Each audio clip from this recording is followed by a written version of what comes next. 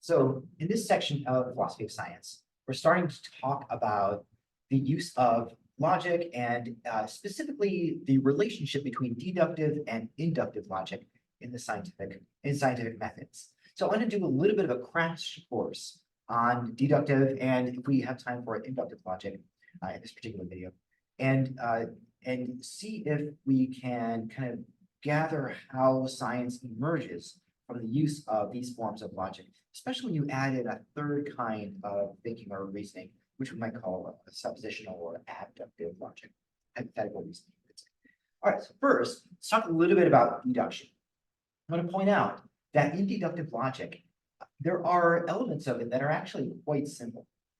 First of all, we can start out with the idea of operators. There really are only 4 operators that are important for deductive logic. So we're talking about deduction. And those operators are and now sometimes we'll notate this with like a simple dot. I prefer to use a dot. Or, and for that, oftentimes we use like this little chevron kind of feature. Not. And for that, I like to use this notation. Some people use like a tilde. And then finally, if, right? And then of course then, which is a conditional. And for that, I like to use an arrow. Okay? Some people will use a horseshoe, but it's just what I tend to use. Now, notice that these are little symbols they're sort of shorthand for these words. And really, all statements that can function deductively will use these for, and really, well, there may be some exceptions. But when we start to talk about quantities and quantitative reasoning, we might throw in a couple of additional ones. But we'll save that for another time. We want to get the basics of deductive logic here. All right, so let's start out with a phrase. Now, each phrase or each logical statement, each statement involved in logic, there are a couple of ways to kind of intuit what they actually mean. And I'll use a common way to do this is with Venn diagrams. So I'll do this. So let's start with the statement. If something is a penguin, then it is. Well, let's keep consistent. X is a bird, right? This statement, right? If something is a penguin, X meaning something, is a variable, meaning is a penguin, then it is a bird, right? Now, the way we write that using some common notation is this: P being a penguin implies being a bird, right? So if something is a penguin, then it is a bird. And now, in terms of a Venn diagram, the way we might draw this is that I'm going to use a black for the circles. There are different ways. You'll see different people kind of like figuring things in a different way. You know what? I'll do it next. So here is the set of all penguins, P, right? All penguins. I'm referring. So here, if something is a penguin, I'm referring to anything that's a penguin, right? So penguins. And if it's a penguin, then it's a bird. Well, here's the set of birds, right? B. So this is, hopefully you can see a visualization about how if something is in the group we call P, penguins, it must also be in the group called B, birds. Right? So if it's a penguin, then it's also a bird. If it's in the subset of P, it's in the superset of B. All right, so now one thing, something we could do with this is we could say that if it's not a bird, if something is not a bird, that might be a second statement, right? Now notice I'm throwing in the operator not. So P means B, right? If P, then B, but not B, if something is not a bird, well, then that means it exists out here, right? X is out here. Well, if something is outside of the category of birds, then it's impossible for it to be inside the category of penguins. You can see this visually. So if not B, then that means not P, right? That means so if all penguins are birds, but something is not a bird, then it must also not be a penguin. So this is an example of a deductive logic put in a way that enables the conclusion to follow from the premises. I didn't quite use those words just yet, but in a syllogism, we're talking about an argument where there are some reasons. These are the two reasons or premises lead to a conclusion. All right. Now, it's important to remember that in logic, we make mistakes very regularly, right? Now, this is correct, but oftentimes when we are just conversing or when we're just kind of like thinking to ourselves, we make sometimes mistakes. So here's an example of a mistake that could arise from, I'm going to erase this and I'm going to erase all of this, but we're going to keep this statement, right? We're going to keep if it's penguin, then it's a bird. Let's say well, if it's penguin, then it's a bird. Let's say that something is not a penguin. Okay. Does it follow that therefore it's also not a bird? Does it follow? Well, let's take a look at our diagram so we can get the intuition. Well, we've kept this. If it's penguin, then it's a bird. Same thing. Well, notice here I've said something is not a penguin, right? Well, if X, whatever it is not a penguin, does it follow necessarily that it's not a bird? Well, let's see. If it's not a penguin, that means it simply exists outside of this set of P. If it exists outside the set of P, that means it's not a penguin. It could be here, or it could be here, right? So now notice out here is not a bird, right? This is outside of, oh, just for clarification, not B, right? Also not P, right? So here is, okay, so not B. So notice if X is not a penguin, well, it could still be a bird, right? We see that, right? Or it's possible it's not a bird, but it's possible it is. So this structure here, P implies B, but not P, therefore not B, that is invalid. Invalid, right? It's an invalid structure, an invalid argument, because the conclusion does not follow from the premises, right? You can't, these two do not necessitate this. So this does not follow in this argument. So thinking about validity is important for deductive reasoning. We want to make sure that the conclusion we get really does follow from the premises. Okay, so that's kind of like a little bit, so those are the basic building blocks of deductive reasoning, using hopefully this fairly intuitive model using Venn diagrams here. All right, let's switch over to, well, you know what, let me talk a little bit more broadly about the rules of about inference. When we use a syllogism, let me go back to this. We go back to this idea of syllogism. P implies B, and let's say, oh, let's go another direction. P, therefore B. Right? This is another. It's a valid deduction, right? So notice if P implies B, right? So if X is P, then X is B. Well, let's say X is P, right? Let's say X is in here. Well, then X is definitely also a bird, right? Now this structure, we have names for valid structures, right? This valid structure happens to be called, and you don't necessarily, for the purposes of this course, you don't actually need to know the names for these arguments, but just be aware, there are specific rules that you can actually figure out deductively that apply and that are commonly used. There's a couple dozen of these rules, and not many more. Many of the other rules could be sort of derived from those initial the initial couple dozen rules of inference. This one happens to be called modus ponens. Modus ponens, right? Now the earlier one, the other valid syllogism that I showed you, P implies B, not B, therefore not P. Also a valid syllogism. This, the name for this is modus tollens. Tollens, right? And so you can see it in, you see these popping up fairly regularly.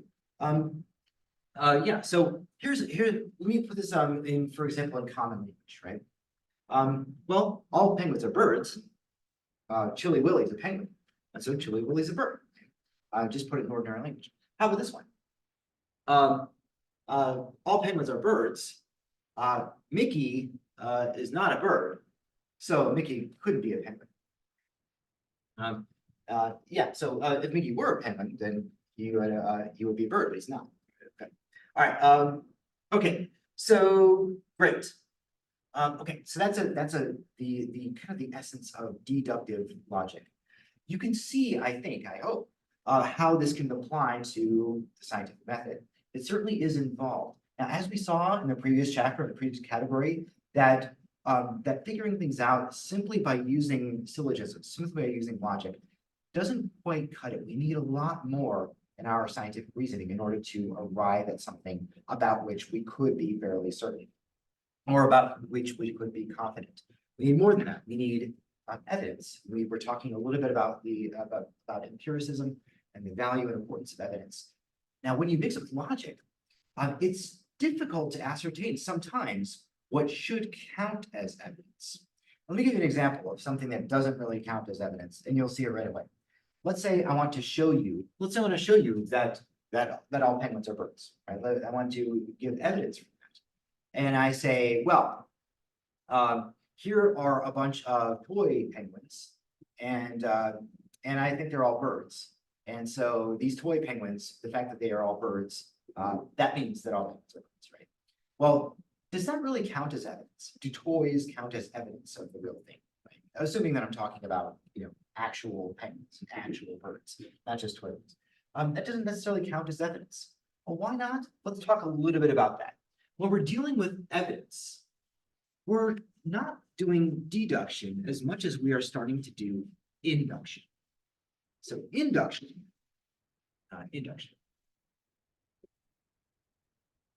is another kind of logic, another kind of reasoning, where instead of kind of deducing a conclusion from the premises, we are going to induce a conclusion from some premises. And those, well, from some evidence. You could say the evidence is a kind of premises, a set of premises, but usually we would call it just various kinds of species or examples or analogs is another way of putting it. So let's say this penguin is a bird. All right, let's name him so we can penguin A. Penguin A is a bird. Penguin B is a bird. Right? Penguin C is a bird. Okay, and so on and so forth, right? We've got a whole bunch of penguins, and we discover that they're all birds, right? Well, the sort of conclusion that we could draw from them, right, then is that all penguins are birds, right? So the way that might look like using this notation, px, if x is a penguin, then x is a bird, right? Okay, well, notice we've arrived at a similar kind. We've arrived at what we started with in deduction. Many deductive arguments, the way you kind of get those premises, oftentimes you get them by induction. And you kind of look around, you observe, you take data, you gather evidence, and then you discover that there seems to be some kind of correlation or some sort of connection or some sort of coexistence between two properties. And that's how you end up with some kind of, well, we would call this a sort of generalization, right? So inductive arguments typically result in generalizations. Okay, well, one of the ways we can analyze this, we can determine whether inductive arguments are either strong or not. Remember when we were talking about deductive arguments, we were talking about whether they are valid. When we're interested in validity, we're also interested in whether the premises are actually true. That's very, very important, of course, for a good argument. And one of the things for inductive arguments, not so much checking for validity, we're more checking for strength, what we call strength. An inductive argument is a strong argument when, or it becomes stronger when it meets certain criteria. Now, I'll describe some of those criteria, as you might imagine. First of all, we have to make sure that the conclusion actually is relevant to the evidence, relevant. In other words, remember how I was mentioning, well, this toy penguin is bird, and that toy penguin is bird. Well, it's actually not relevant to the conclusion that I was trying to draw. The conclusion is that all penguins are birds, and I'm talking about like real penguins, like the actual animals. I'm not so much talking about toy penguins. So that would mean that if I were to use toys as evidence for, say, some kind of claim I'm making about nature scientifically, well, there's a problem with relevance. It would be a very, very weak inductive argument if I were just using toys or something that's not relevant to the conclusion, right? Another thing we want to look for is whether is the number of the amount of evidence. Okay? So do I have a lot of examples? Do I have many samples? What's my sample size, as people might say, or might ask in some kind of experiment or some sort of data analysis? What's my sample size? How many do I have? Also, I want to make sure that there are appropriate similarities between my samples. Right? So if I have a penguin with certain kinds of properties, I want to make sure that there is some level of consistency related to that. Another thing, so there are about 6 or so items that make inductive arguments strong, and you might be able to kind of intuit, oh, well, all of them. Well, I'll share some of them some more later. One of the other things we want to look for is a kind of diversity of contexts, because, well, let's say all these penguins are birds, but I've only been looking in, say, Antarctica. What if, maybe there are some penguins in South Africa? Have I checked those penguins, right? Penguins in South Africa, good hopers. Have I checked those? Well, if I see that all the penguins in South Africa are also birds, right, and the ones in Antarctica are birds, then I've looked in a variety of contexts and have seen that the hypothesis that all penguins are birds still holds in these different contexts. Right? So that's also very important. Now, something else that we would want to check for is counterexamples or dissonant analogs. If I come across some exceptions to this, then that makes my argument weak. If there are lots of exceptions, like for example, if I go around finding some penguins that aren't birds at all, maybe if I find 1 or 2, I might still be able to make this generalization as long as I say most penguins are birds. But if I start to find a lot of penguins that aren't birds, then this generalization becomes much weaker, as you might be able to imagine. Sometimes we call that disanalogs, right? So exceptions to the rule that I'm trying to argue for. All right. Okay, so that's, in a nutshell, that's what inductive arguments look like. And those are the attributes of inductive arguments that we try to check for: relevance, number, exceptions, and diversity of contexts and other sorts of factors.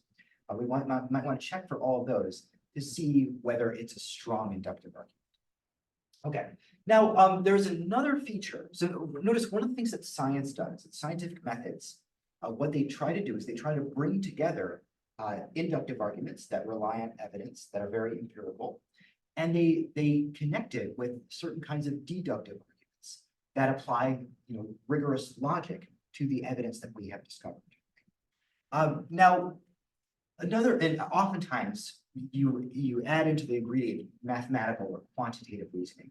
Certainly, modern science involves a lot of quantitative reasoning, which is extremely important for understanding how the scientific method works, right? Or at least the modern scientific method. All right. I'm going to mention that this third item, a third kind of reasoning, a third kind of logic, which is sometimes called hypothetical logic or hypothetical deduction, or sometimes abductive, right? So there's deductive, inductive, and abductive. Oh, another way of describing abductive reasoning is suppositional. So we might say, suppose this were the case, right? And this is you can hear it. This sounds a little bit similar to formulating some kind of theory, or some kind of hypothesis, or some sort of explanation for the data that we see. So let's say we make lots of observations, and you say, you know what, I think it's happened. I think that this explains what we are seeing here. Now, you might not even have any evidence for this other thing that explains it. But then in science, you look for that evidence. You say, if this hypothesis is true, right? If it is the case that this happened, then what else should we see, right? What would be the results of that? So let's say, I don't know, let's say, trying to think of a quick example. Oh, I can't think of a concrete one. Oh, okay, well, let me just use one really quickly.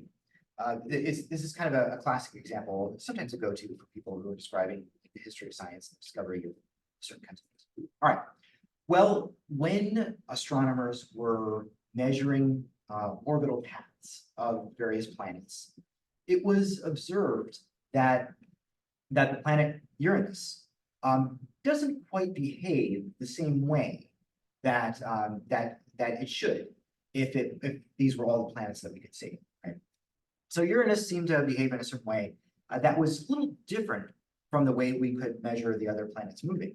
Now, there are a couple of possibilities, but one explanation for the variation or deviation of Uranus from its typical orbit based on calculations and based on formulae based on gravitation.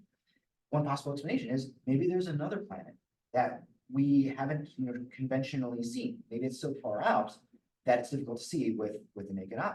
Maybe that's the case. That's a hypothesis. Well, then what do? You say, well, if there is another planet out there, and we see that Uranus's orbit is, kind of it's moving in a certain way, then it's very, very likely that if we look in this part of the sky around this time, or if we keep looking around, it's very likely that we will observe another planet out there. Sure enough, it turns out that now there's a little bit more to the story because there's another possibility. Maybe our whole theory of gravity is wrong. Maybe there's something that needs to be adjusted there. That was also a possibility. But then, of course, that missing planet that explained the bizarre orbital path of Uranus was discovered. The planet Neptune was discovered as a result. Right? So it was a hypothesis. Perhaps it is the case that there's another planet out there we haven't yet observed. If that is the case, well, then what should we see? Right? What are the events? And then you observe and learn more. And of course, planet Neptune confirmed. Okay, so there's been a little bit of a crash course in 3 different kinds of logic: deductive logic, inductive logic, and abductive or hypothetical or suppositional logic, you could say. I don't know if it's technically logic in the same way, but it certainly is a kind of reasoning, and it's crucial for the scientific method. All right, I hope this has been very helpful. I look forward to hearing your comments. I haven't, not in this video, I haven't given you a prompt or a question or something, but that will come in the discussion forum where this video will be posted. All right, thanks so much. Hope you're enjoying the course as much as I am, and we'll see you in the next one.